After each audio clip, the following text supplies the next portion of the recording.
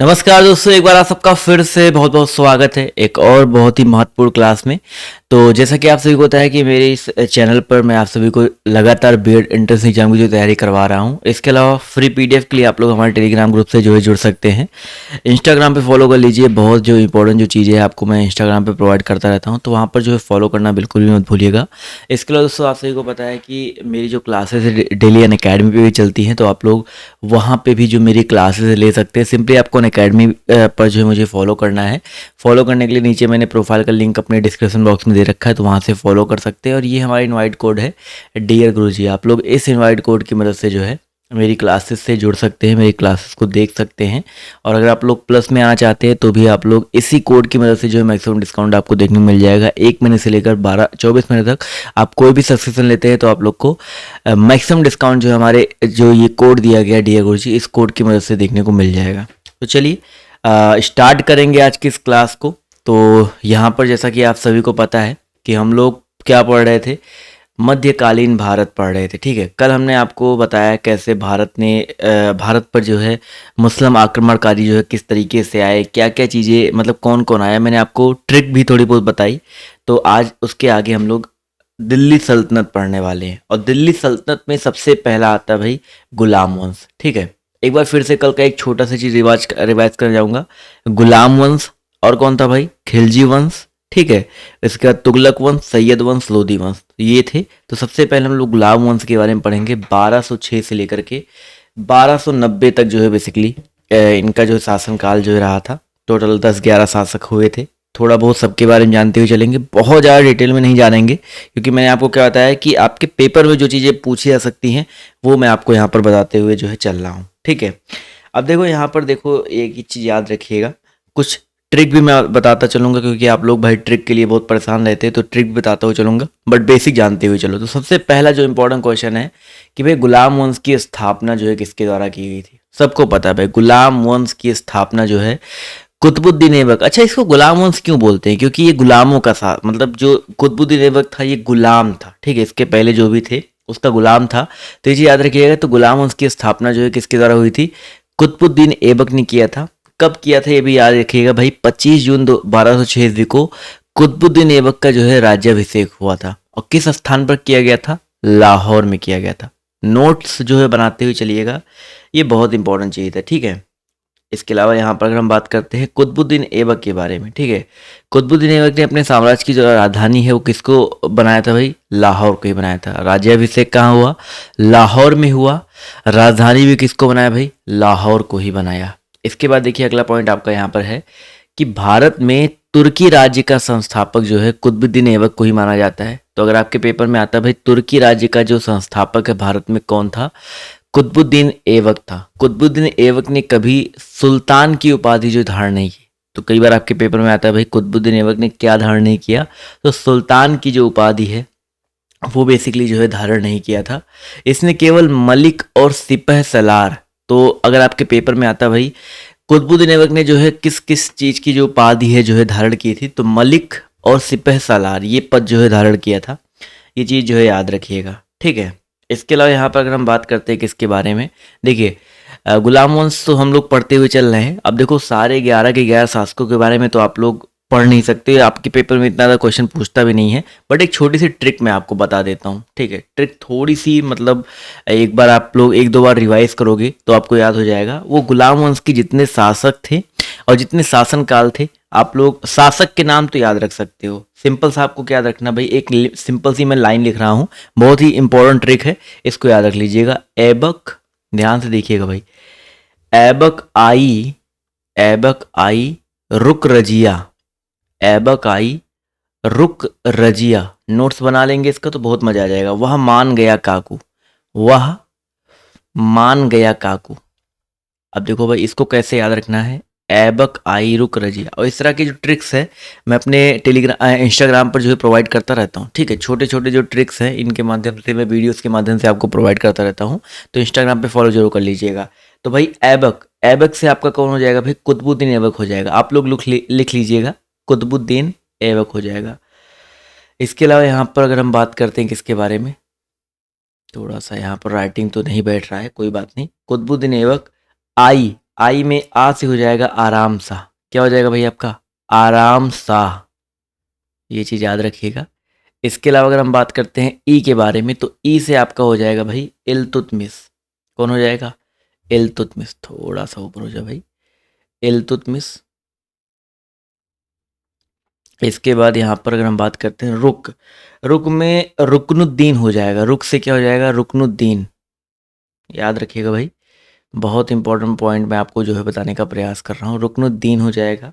इसके अलावा अगर हम बात करते हैं रुकनुद्दीन, चलो सही से लिख लो, हर बार नहीं लिखा पा रहा है, चलो ठीक है रुकनुद्दीन। रजिया से तो आपको पता है भाई, रजी रुक रजिया, तो रजिया से क्या हो जाएगा आपका रजिया सुल्तान हो जाएगा, रजिया सुल्तान। राइटिंग पे थोड़ा सा यार देखो, लैपटॉप में लिखना पॉसिबल नहीं होता है। वहाँ से आपका क्या हो जाएगा भाई बहराम सा, ठीक है, वहाँ से हो जाएगा आपका बहराम सा, मैं लिख दे रहा हूँ भाई यहाँ पर, वहाँ से आपका क्या हो जाएगा बहराम सा। इसके बाद यहाँ पर क्या हो जाएगा भाई मान गया काकू, तो माँ से आपका क्या हो जाएगा दोस्तों, माँ से आपका हो जाएगा मसूद सा, क्या हो जाएगा भाई। अब देखो इनके सब के बारे में कभी पेपर में नहीं आता है, ठीक है। अब बहराम सा मसूद, देखो रजिया सुल्तान इंपॉर्टेंट है, यहाँ पर इल्तुतमिश इंपॉर्टेंट है, कुतुबुद्दीन ऐबक इंपॉर्टेंट है, इसके बाद बलबन इंपॉर्टेंट है, ये सब पेपर में आता है। जैसे मान गया काकू, गया से क्या हो जाएगा गयासुद्दीन बलबन, क्या हो जाएगा भाई गयासुद्दीन बलबन हो जाएगा, गयासुद्दीन बलबन, ये इंपॉर्टेंट है। और यहाँ पर अगर हम बात करते हैं काकू से, कैकू बाद हो जाएगा बलबन, और लास्ट में आपका काकू है, तो काकू से आपका क्या हो जाएगा दोस्तों, काकू से कैकू बाद हो जाएगा। अब यहाँ पर देखो सबके नाम तो याद रख सकते हो, स्ट्रिक से तो बहुत आसान हो जाएगा भैया। ऐबक आई रुक रजिया, वह मान गया काकू, यानी कि कुतुबुद्दीन ऐबक, आराम शाह, इल्तुतमिश, रुकनुद्दीन, रजिया सुल्तान, बहराम शाह, मसूद शाह, इसके अलावा गयासुद्दीन बलबन, और आपका यहाँ पर कैकू बाद। तो ये याद रखिएगा, गुलाम वंश में जो आपके शासक हुए थे, शासनकाल इतना इंपॉर्टेंट नहीं है भाई। 1206 में कुतुबुद्दीन का स्टार्ट हुआ था, इसका 1206 से बहुत ज़्यादा नहीं चला था, 1210 तक ही चला था। आराम शाह का 1211 तक ही चला था, मतलब एक ही साल चला था। इल्तुतमिश का थोड़ा सा मतलब ज़्यादा चला था, 1211 से लेकर के आपका 1236 के आसपास तक चला था, थोड़ा सा ज़्यादा इसका चला था। रुकनुद्दीन का बहुत कम चला था, देखो इसीलिए इंपॉर्टेंट नहीं है, इनका 1236 में ही ख़त्म हो गया था। रजिया सुल्तान का अच्छा खासा चला था, पहली महिला मुस्लिम सुल्तान थी, 1236 से लेकर के 1270 तक जो इसका शासनकाल चला था। इसके बाद बहराम शाह की बात करते हैं तो इसका भी ज़्यादा नहीं चला था, इसलिए ये भी इंपॉर्टेंट नहीं है, 1240 से लेकर के 1242 तक ही चला था। मसूद शाह का भी 3-4 साल चला था, 1242 से लेकर के 1246 तक इसका शासनकाल चला था। इसके बाद गयासुद्दीन बलबन, इनका भी ठीक ठाक चला था भाई, 1266 से इसका शासनकाल 87 तक चला था, ठीक है। उसके बाद कैकूबाद की बात करते हैं तो ये आपको पता है 1290 में ख़त्म हो गया, यानी कि 87 से लेकर 1287 से 1290 तक इसका शासनकाल चला था। तो शासनकाल भी देखिए मैंने आपको यहाँ एक छोटे से पॉइंट में आपको बता दिया। तो ये है गुलाम वंश के आपकी 11 के 11 शासक। अब देखिए क्या क्या इंपॉर्टेंट क्वेश्चंस आपके बन सकते हैं, वो बिल्कुल लाइन से हम लोग पढ़ते हुए चलेंगे, लाइन से जो है जानते हुए चलेंगे। इसी तरीके से मैं आपको खिलजी वंश, तुगलक वंश, सैयद वंश, लोधी वंश, सबके बारे में, सबके शासक और सबके शासनकालों के बारे में ट्रिक जो है बता दूंगा, तो बिल्कुल आपका अच्छे से जो है तैयार हो जाएगा। तो यहाँ पर हम लोगों ने जाना था किसके बारे में, कुतुबुद्दीन ऐबक के बारे में जाना था। अब कुतुबुद्दीन ऐबक को उदारता और अत्यधिक दान देने के लिए जो है कौन सी उपाधि दी गई थी, लाख बख्श की। तो कुतुबुद्दीन ऐबक को एक और उपाधि मिली, लाख बख्श। मलिक सिपह सलार लाख बख्श, लाख बख्श क्यों मिला था भाई, क्योंकि काफी उदारता और अत्यधिक दान देता था।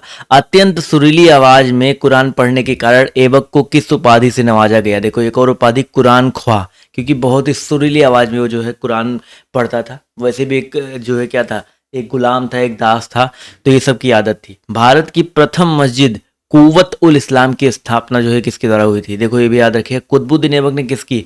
कुतुब मीनार तो सबको पता है, फेमस है, लेकिन यहाँ पर ये चीज़ याद रखिएगा, प्रथम मस्जिद जो था कुव्वत उल इस्लाम, इसकी स्थापना जो है कुतुबुद्दीन ऐबक ने ही करवाया था। इसके अलावा यहाँ पर एक और इम्पोर्टेंट पॉइंट है भाई, कुतुबुद्दीन ऐबक ने सूफी संत ख्वाजा कुतुबुद्दीन बख्तियार काकी के नाम पर कुतुब मीनार का जो है निर्माण आरंभ करवाया था। तो कुतुब मीनार का निर्माण जो है कुतुबुद्दीन ऐबक ने स्टार्ट किया था, लेकिन ये मत सोचो कि अपने नाम पे किया था, उसने जो है एक सूफी संत ख्वाजा थे कुतुबुद्दीन बख्तियार काकी, उनके नाम पे जो है प्रारंभ करवाया था। तो ये चीज़ याद रखिएगा, ठीक है।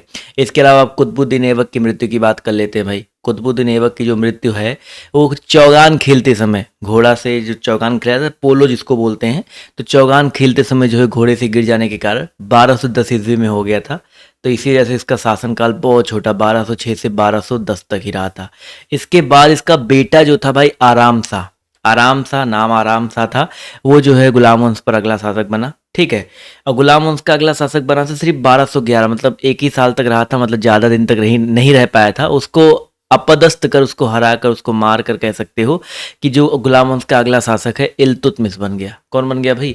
इल्तुतमिश बन गया। अब देखो इल्तुतमिश का शासनकाल बहुत इंपॉर्टेंट, क्योंकि ये बेसिकली जो है पहला सुल्तान माना जाता है। बहुत इंपॉर्टेंट पॉइंट है। इल्तुतमिश के बारे में जितना ज़्यादा जान लो उतना इंपॉर्टेंट है आपके लिए। ठीक है, यहाँ पर मैं आपको दिखा देता हूँ, पढ़ा देता हूँ अच्छे से कि इल्तुतमिश जो है सुल्तान बनने के बाद, सुल्तान बनने से पहले जो है किस प्रांत का सूबेदार था? तो बदायूं, बदायूं सबने सुना है ना। तो ये सूबेदार था एक, ठीक है, ये भी एक प्रकार से गुलाम ही था।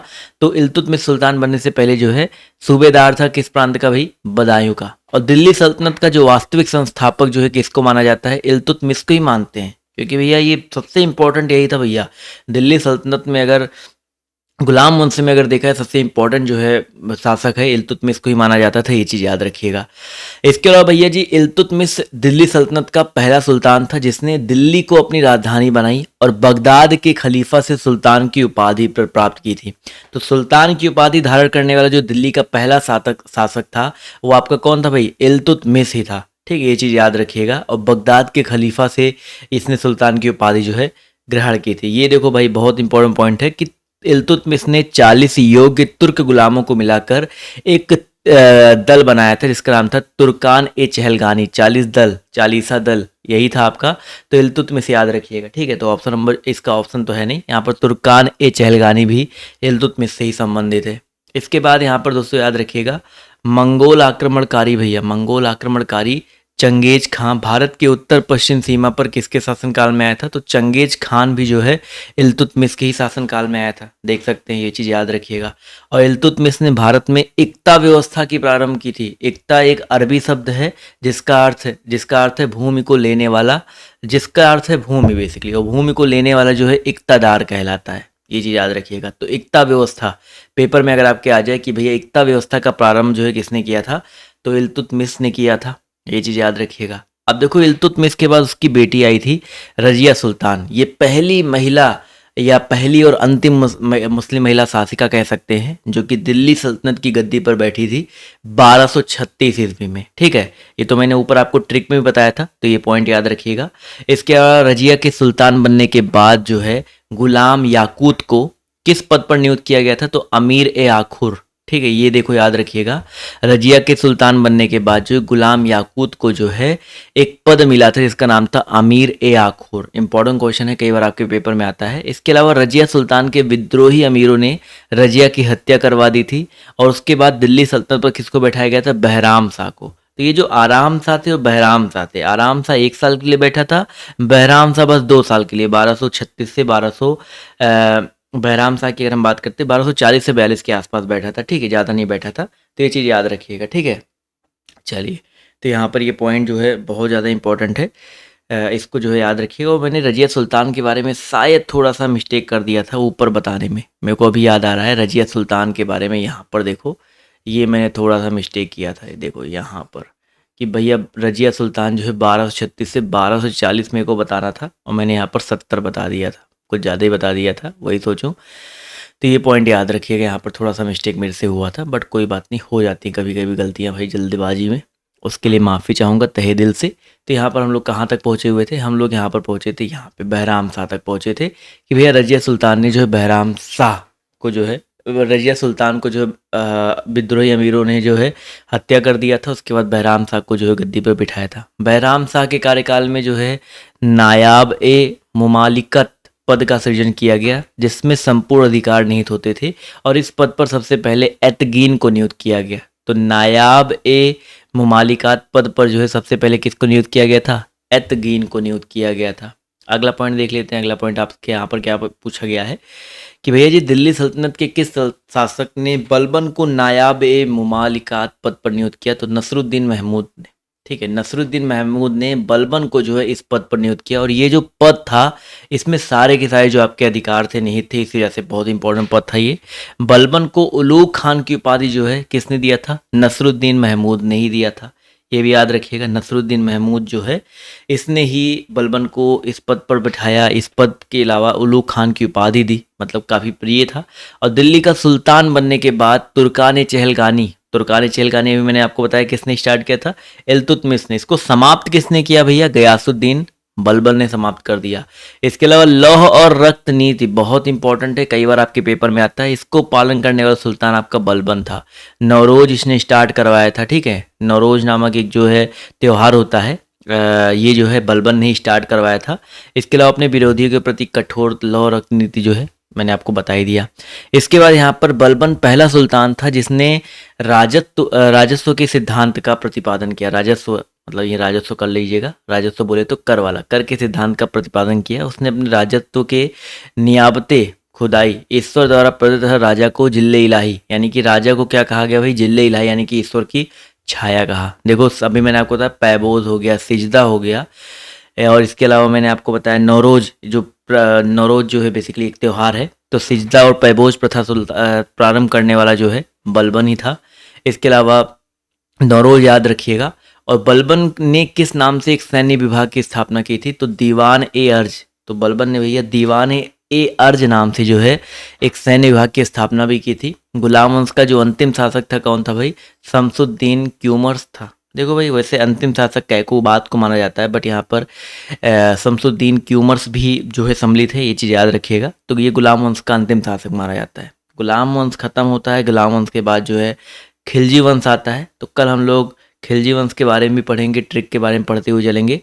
तो छोटा सा वीडियो था, लेकिन मैंने आपको जो चीज़ें हैं आपको एक बार जो है अच्छे से रिवाइज में फिर से करा देता हूँ। चीज़ें मैंने आपको बताया गुलाम वंश के बारे में सब कुछ, तो आपको गुलाम वंश तैयार होगा कि नहीं, थोड़ा बहुत तो चीज़ें दिमाग में घुस गए होंगे ना कि भैया ऐबक आई रुक रजिया वो मान गया काकू। तो ये हो गया भैया गुलाम वंश के सारे शासक। तो इन सारे शासकों के नाम याद रख लीजिएगा इस ट्रिक के माध्यम से। जितनी मैंने इंपॉर्टेंट चीज़ बताई, कुतुबुद्दीन ऐबक के बारे में जितना चीज़ बताया, इल्तुतमिश के बारे में जितना चीज़ बताया, बलबन के बारे में जितना चीज़ बताया, इन तीनों लोग के बारे में मैंने जितनी चीज़ें बताई हैं इनको बहुत इंपॉर्टेंट तरीके से याद रख लीजिएगा। कुतुबुद्दीन ऐबक ने कुतुब मीनार का निर्माण करवाया था, ठीक है। कुतुबुद्दीन ऐबक ने किसका निर्माण करवाया था भाई? कुतुब मीनार का निर्माण करवाया था। इसके अलावा कैसे मृत्यु हुई थी? चौगान खेलते हुए जो इसकी मृत्यु हुई थी। इल्तुतमिश की बात करते हैं, सुल्तान पहला सुल्तान जो है इल्तुतमिश को माना जाता है। और इल्तुतमिश की अगर हम बात करते हैं तो भैया इल्तुतमिश ने जो है तुर्कानी चहलगानी जो है प्रारंभ करवाया था। ये आपके पेपर में बहुत ज़्यादा बनता है। बलबन ने लौह और रक्त नीति जो है लौह और रक्त नीति अपनाई थी। सिजदा पैबोज स्टार्ट किया था। तुर्कानी चहलगानी का अंत किया था, ठीक है। नौरोज जैसा त्यौहार जो है आरंभ करवाया था। तो ये सब चीज़ें जो है याद रखिएगा किसके बारे में? बलबन के बारे में। तो ये रहा भैया आपका गुलाम वंश। जितने भी चीज़ें इसके बाहर गुलाम वंश अगर कोई क्वेश्चन आ जाए फिर मेरा नाम बदल दीजिएगा, ठीक है। तो गुलाम वंश आपको अगर तैयार हो गया, नोट्स आपने बना लिया तो बहुत अच्छी बात है। तो आज की इस क्लास को यहीं पर करते हैं एंड। मिलते हैं आप सभी से अगली क्लास में, ठीक है। अगली क्लास में जुड़ना जो है बिल्कुल भी मत भूलिएगा। तो अभी के लिए बाय बाय, टेक केयर, जय हिंद जय भारत। मिलते हैं आप सभी से नेक्स्ट वीडियो में। धन्यवाद क्लास में जुड़ने के लिए।